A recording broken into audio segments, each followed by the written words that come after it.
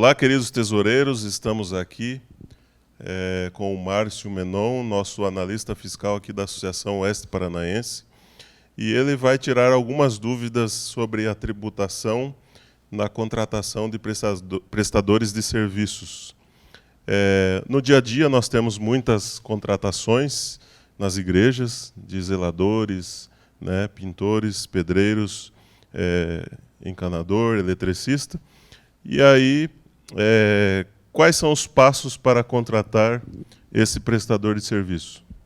Olá, Rossini. Olá, senhor tesoureiro, senhora tesoureira. Passos, né? Primeiro passo, naturalmente, é ver se a igreja vai ter condições financeiras de contratar esse serviço, né? Deve ser passado em comissão, visto, e aí começam os passos para contratar um prestador de serviço. Primeiro, seria interessante a igreja trazer algumas opções de prestadores de serviço. Tá?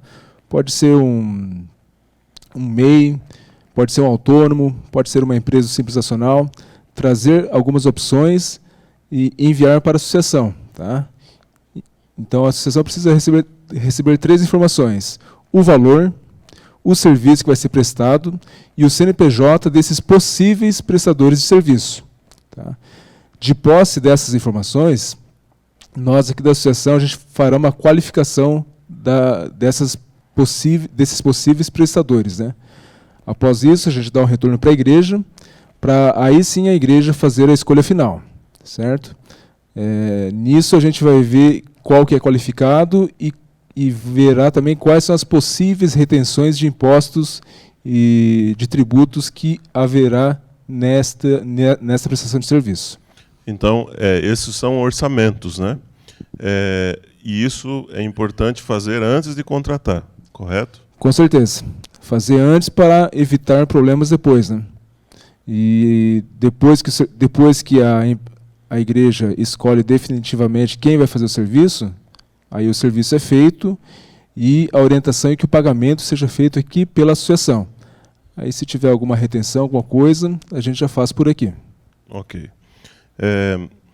Posso contratar uma pessoa autônoma sem nota fiscal? Pode contratar. Nesse caso, tem alguns custos adicionais, né? O INSS, por exemplo, são 20% que a igreja pagará por esse serviço. E além desses 20% de INSS que a igreja terá que pagar, o prestador de serviço ele sofrerá também uma retenção de 11% do valor. Por exemplo, se o serviço for de R$1.000, vai ter um custo adicional de 20% de INSS, que corresponde a R$200. Então, o custo da igreja vai ser os R$1.000 mais os R$200, R$1.200. E o prestador de serviço, ele não vai receber o valor integral. Vai ser feita uma retenção de 11%, 11% de R$1.000 dá R$110, né? Então, o prestador estará recebendo R$890. Muito bom. Dentro da legalidade tributária, nós temos várias opções. Nós temos opção de contratar um autônomo, opção de contratar um MEI, que tem bastante, né? Opção de contratar um microempreendedor ou uma empreiteira maior, uma empresa de porte maior. Dessas opções que oferecem o mercado de prestadores de serviço, qual é a melhor opção? Isso varia? Então, Rossini, isso pode variar de serviço para serviço. Se a gente pegar o serviço de pintura, por exemplo, que é bastante comum, e supomos que esse serviço de pintura vai custar R$1.000. Se um autônomo for fazer esse serviço, como a gente falou antes, né, na pergunta anterior, haverá um custo adicional de 20% de INSS. E, além disso, o prestador vai sofrer uma retenção.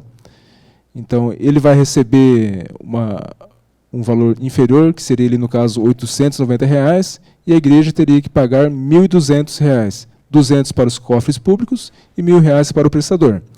Se, por acaso, a igreja optar em contratar um MEI, o MEI ele vai receber o valor integral. Contratou por R$1.000, ele dá a nota fiscal, a gente reembolsa R$1.000 para ele, sem retenção nenhuma. No entanto, os 20% de INSS continuam. Então, para a igreja, custa a mesma coisa contratar um MEI ou autônomo. Tá? Mas vamos supor que surja uma terceira possibilidade ali, né? Uma empresa do Simples Nacional que vá prestar serviço. tem algum custo adicional para a igreja? Não tem. Tá? O que pode ter é uma possível retenção de ISSQN, mas isso precisa ser avaliado caso a caso. Ok, muito bem. Posso contratar o tipo que você falou, MEI, para todos os tipos de serviços na igreja? Zeladoria, por exemplo, pode contratar MEI? Então, vamos à primeira pergunta. A primeira pergunta foi se posso contratar MEI para qualquer serviço. Não. Tem uma listagem de serviços que os MEIs podem prestar. É uma listagem grande, são aproximadamente 460 serviços, certo? A gente pode colocar esse link logo aqui embaixo do vídeo, ou você pode procurar no Google também.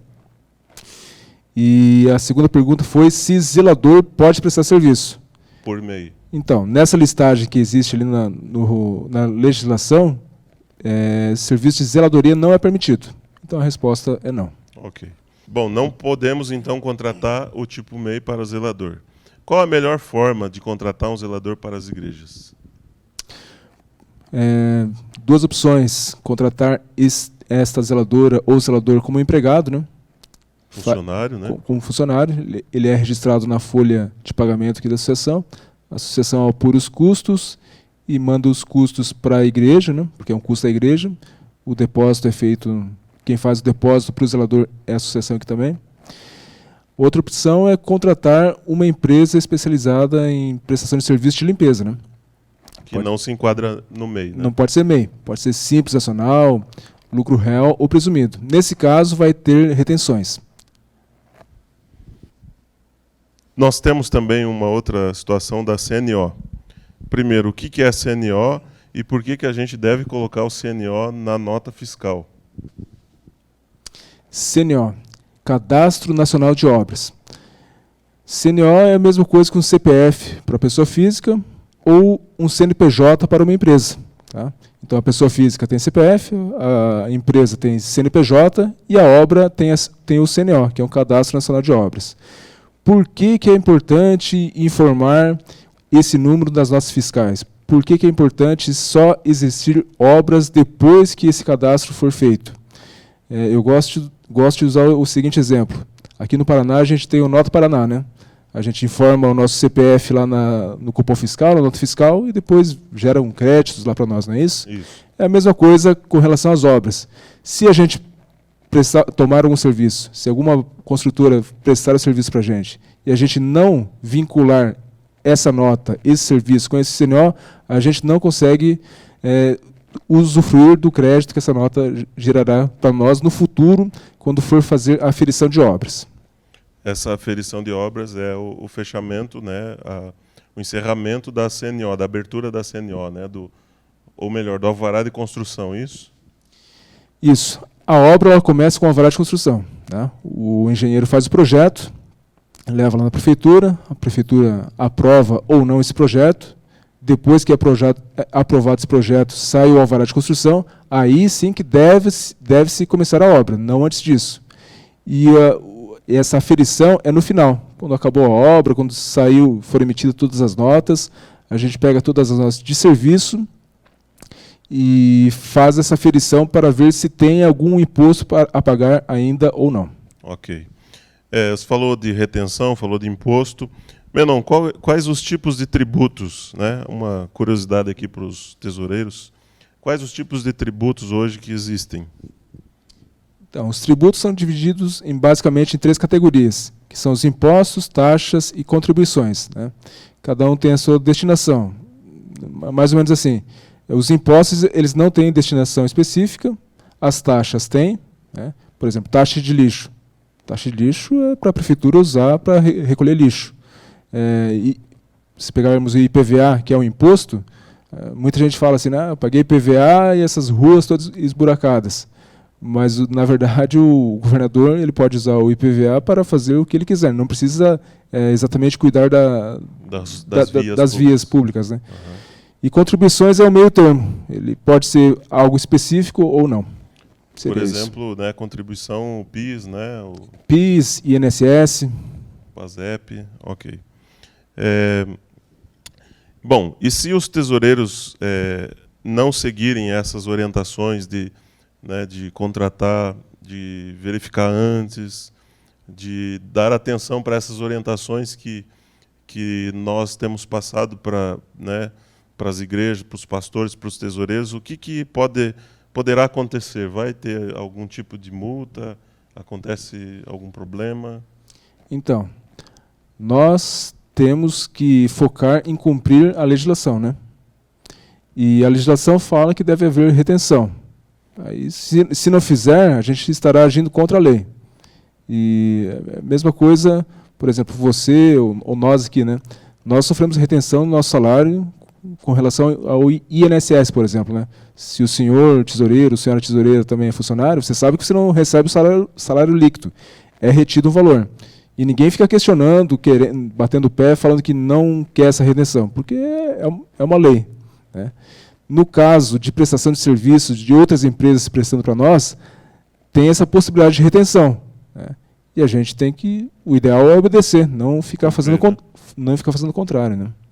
E no caso, a desobediência vai acarretar algum prejuízo, né? Então, tem o risco de ser penalizado. O risco mais grande é no caso de obras, tá? Ou está fazendo uma grande reforma na igreja, né? Por exemplo, vou fazer uma reforma aqui na igreja que vai alterar a estrutura da igreja, ela vai aumentar ou vai diminuir, vai ser trocado o telhado, alguma reforma grande ou uma construção. Se deixar de haver notas fiscais de prestação de serviço, o risco, não é que é risco, na hora de fazer a ferição de obra, o custo vai ser muito mais caro se não tiver essas notas de prestação de serviço. Ok. E se por acaso nós aqui falamos e orientamos a recolher esses impostos, né? Mas o prestador de serviço não concorda em recolher, o que fazer? Então, no passado havia mais isso. Vem diminuindo. Por que vem diminuindo? Porque a legislação está caindo em cima tanto de prestadores como de tomadores de serviço, e o pessoal está vendo que é importante fazer essa retenção. E isso, a tendência a Receita Federal é apertar mais ainda o cerco. Hoje, quem emite a nota fiscal de prestação de serviço são as prefeituras, tá? Mas existe um plano ali que, fontes seguras que eu ouvi falar, que logo vai sair, quem vai emitir essas notas de prestação de serviço não vai ser mais a prefeitura, mas vai ser a nível federal. Então vai ficar muito mais amarrado essa questão de retenções e tributos nas prestações de serviço. Ou seja, a informação precisa vai chegar até, né, os órgãos públicos com maior precisão, né, e vai ser verificado, maior verificabilidade, né? Exatamente. Mas mesmo assim, de vez em quando aparece com um prestador de serviço batendo o pé que não quer que tenha essa retenção. Aí tem algumas possibilidades, né? Ou você deixa de contratar ele, simplesmente, ou talvez aumentar o valor. Por exemplo, se o serviço é de R$1.000, se houver a retenção de 11%, ele vai receber 890, né? Sim. Mas se ele quer de qualquer jeito receber os R$1.000 dele, beleza, então você aumenta o valor da nota fiscal, aumenta lá, não sei exatamente, 1.150, aí faz a retenção, o valor líquido que ele vai receber vai ser aproximadamente 1.000, como ele quer, né? Ok. Caso o prestador de serviço continua insistindo que não quer que tenha essa retenção, a gente está à disposição aqui dele para prestar os devidos esclarecimentos, né? Às vezes, você que é tesoureiro, que não é da área contábil, não é da área financeira, é um pouco difícil explicar para ele, mas a gente aqui está à disposição para explicar para ele o porquê da retenção, né? No entanto, a gente prefere falar com o contador dele. A gente falando com o contador dele, a gente usa a mesma linguagem, fica mais fácil de explicar. Porque, assim, quem tem a obrigação de explicar isso para o prestador de serviço não é a gente, é o contador dele. Então, a gente troca uma ideia com o contador dele e o contador dele explica o motivo da retenção. Muito bem, obrigado então, Márcio Menon, que esteve aqui esclarecendo algumas dúvidas. E se porventura ficou alguma dúvida aí, vocês podem estar fazendo aqui no chat, né, ou mandando aqui nos comentários a sua pergunta. Com certeza existem muitas outras dúvidas que não foram respondidas aqui, mas lembre-se, importante é você verificar antes de contratar qual a melhor maneira de fazer essa contratação desse prestador de serviço. O mais importante é isso, você se lembrar de falar primeiro com a remessa, com o pessoal aqui, a equipe da associação, para você tirar as suas dúvidas, porque, como você viu, cada caso é um caso, né, e depende de uma análise fiscal, e o Márcio estará aqui também para nos auxiliar e nos ajudar. Obrigado a todos e até o próximo vídeo.